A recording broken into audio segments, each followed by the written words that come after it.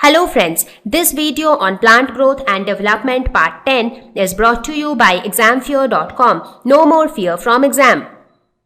So now that we know what are auxins, let us look at the final conclusion of what we know auxins as on today. So these are the plant growth promoting hormones. They are synthesized at the shoot tip in presence of light.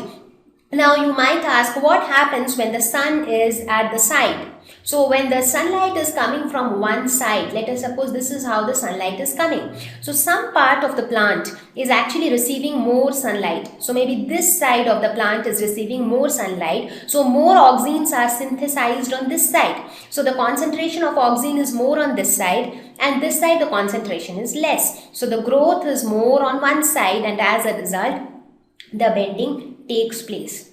So that is how the phototropism comes into picture. So auxin plays a very important role in the phenomenon of phototropism.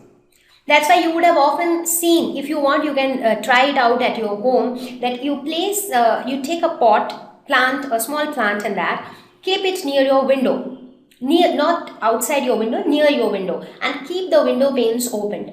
You will see that after a few days, since the sunlight comes out from the window, the plant will tend to bend towards the window. So the plant tends to bend towards the direction of sunlight. That's because when it receives sunlight from at an angle, some part receives more sunlight, so more auxins get generated. So concentration of auxins is more, so growth is more as compared to the other side. As a result, bending takes place.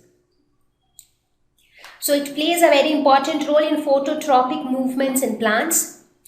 So let us quickly look at the role of auxins. So let us look at the role of auxins. What important role do they play?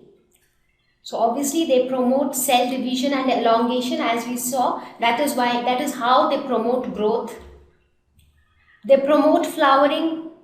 They also prevent abscission of younger leaves and fruits. So now if it prevents abscission means early shedding off of leaves and fruits. So if it prevents the shedding of leaves and fruits, it actually helps the plant to retain all the important parts like leaves, fruits, flowers, and they all in turn will help in growth.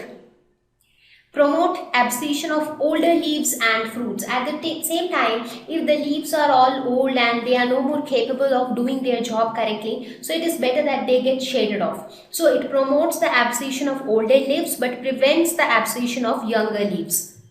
It also plays a very important role in apical dominance. Now what is this apical dominance? So let us try to understand what is apical dominance. Apical is related to the term apex. Now it has been observed that the growth of an apical bud inhibits the growth of the lateral buds. So here in this picture you can see this is the apical bud.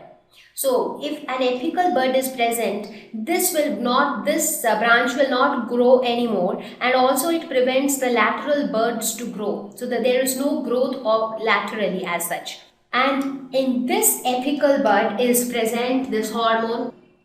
So basically the apical bud releases this substance called IAA, that is indole acetic acid, which inhibits the growth of lateral buds. So what is the solution? How can we grow it laterally? By a process called decapitation. The meaning of decapitation is to remove the apical bud. D means to remove, cap, since it is present at the cap, at the apex, so it is called decapitation. So you remove this part and then you can see that the growth starts. So the lateral growth will start taking place once the apical bud is removed, and that is called decapitation.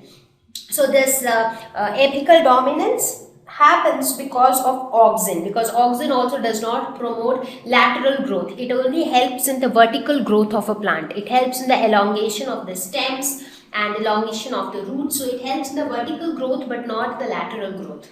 Now there are a variety of applications where auxins are used. Because of these important properties of auxins, they are synthetically prepared and they are utilized in the fields of agriculture and horticulture.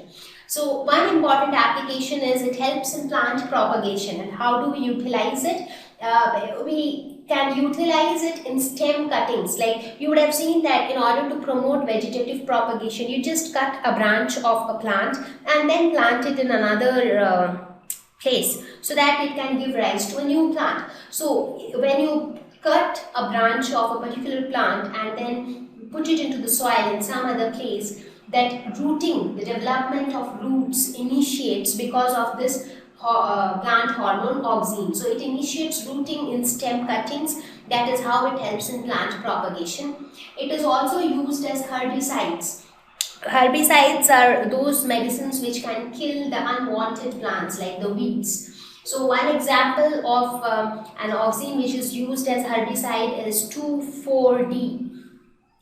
That is 2,4-diphenoxyacetic acid. So they can kill the dicot weeds, and that is how we can prepare lawns which are free of weeds, because weeds are nothing but unwanted plants which take away the nutrition of desired plants, and that's how it can harm the plants which we need. It also helps in increasing the size of fruits. You would have often seen some of the fruits, for example pineapple, sometimes they are too big. I mean, they are bigger than the normal size also sometimes. So that is because of the application of these synthetic auxins. And that is why some people often say that we should not eat oversized fruit because they have a lot of chemicals in them. And that is true to some extent, because when these synthetic chemicals are added externally, too much of their application is of course not good for our health. So these were some of the important applications of auxin, and with this we'll end. Thank you. Please visit www.examfear.com to watch more videos, attempt free online test, get free study material, find tutors and mentors. Thank you once again.